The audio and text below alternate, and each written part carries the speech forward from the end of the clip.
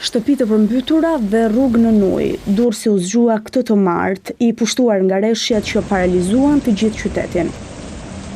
Mbi 40 familje janë evakuuar nga shtabi i emergjencave civile dhe forcat e armatosura.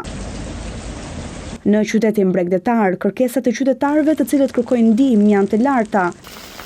Zona i Shkënetës është edhe më e prekura nga përkeqësimi i kushteve atmosferike. Domet janë të konsiderueshme në shtëpi dhe biznese. 2 metra, 1 metër ka hy ujti në shtëpi. Të si duam një ndihmë. Asë gjës nuk pa të flem, se s'ka në me pletë të ku.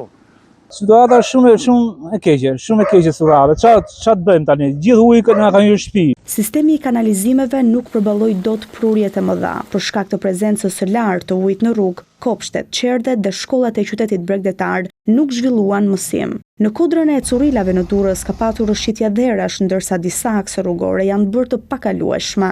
Vështirësi ka edhe në rrugët dalse, në autostradë është pezulluar lëvizja dhe qarkullimi është devijuar nga rruga e Ndroqit. Policia e shtetit tas automjetet që vijnë nga jugu drejt Tiranës për shkak të motit të keq duhet të lëvizin nga rruga e Plepave për në Ndroq dhe nga rruga Rogozhin Elbasan Tiranë.